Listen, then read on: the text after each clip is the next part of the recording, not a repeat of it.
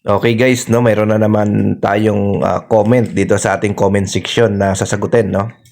So dito siya nag-comment guys sa post natin na U11 error ng Panasonic washing machine. So ang sabi niya ni Ma'am Vanessa, no, Vargas, sabi niya, "Sir, yung sa amin ganyan na ganyan ang probe. Sabi nung gumawa, need na daw palitan yung motherboard sa likod, no." Ayan, so yun ang sabi nung nag-comment dito, no. So maaring itong gumawa ay technician din. So maaring pinalitan nila ito ng sensor, no? Then siguro U11 error pa rin kaya nag-recommend sila na papalitan yung board, no? Ayan. So ganito guys, no? Kapag ang ganitong problema ng washing machine nyo, nagkaroon siya ng U11 error, tapos pinalitan nyo siya ng sensor, lumabas U11 error pa rin. Checkin nyo guys yung pinaka mga wiring, no? Baka kasi may putol, no? Yung wiring, baka may putol papuntang board. Pangalawa, yung socket guys ng sensor, no? Minsan kasi guys maluwag yan or corroded.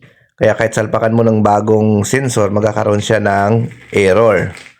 Pangatlo, yung sensor guys ng Panasonic, no? Lalo na itong mga maliliit na sensor.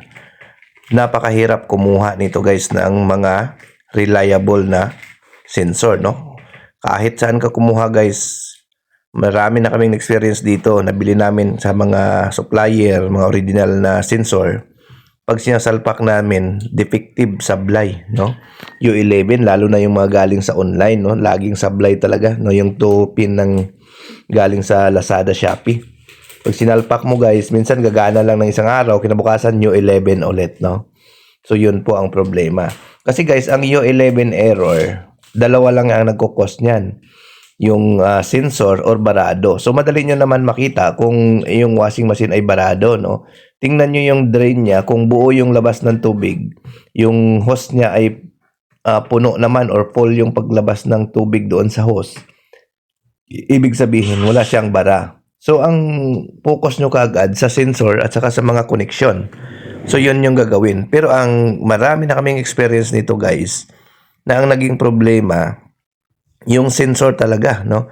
Kahit 2 beses, 3 beses na pinalitan ng sensor, nag-U11 pa rin. Kasi nga, yung sensor na 2-pin ng Panasonic, napakahirap hanapin yung goods niyan, no? Yung mga online lalo na, no? Laging sablay yan, yung mga galing sa Lazada at saka sa Shopee.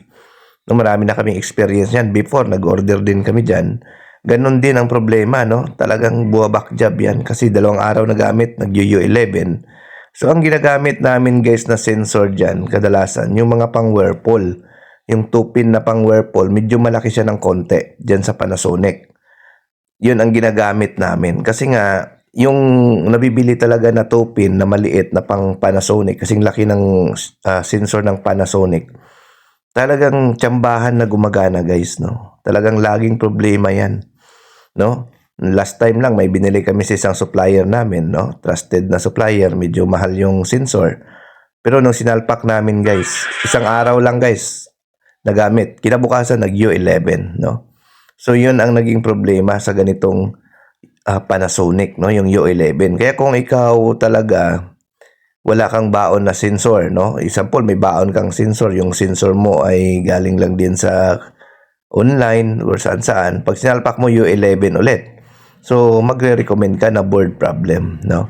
So ang may recommend ko lang sa inyo guys, baon kayo ng malaking sensor, yung pang Whirlpool, malaking 2-pin, no? Kasi yan reliable yan guys, no? Hindi yan siya nagkakaroon ng problema, no?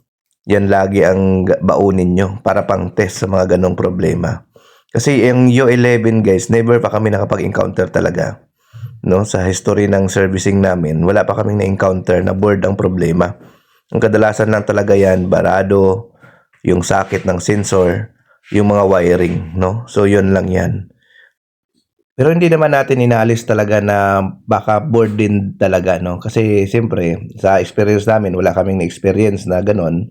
So baka yung 1% na pwedeng mangyari, baka maaaring sa board talaga ang problema ng U11. So mas the best din talaga na ma-double check ng maayos, no? So ganun lang naman, no? So hindi naman natin yan inaalis na baka maaaring sa board din, no? Pero sa experience namin guys, wala pa kaming na-encounter na board problem sa U11. Ayan. So, okay guys, maraming salamat sa panood. Bye-bye.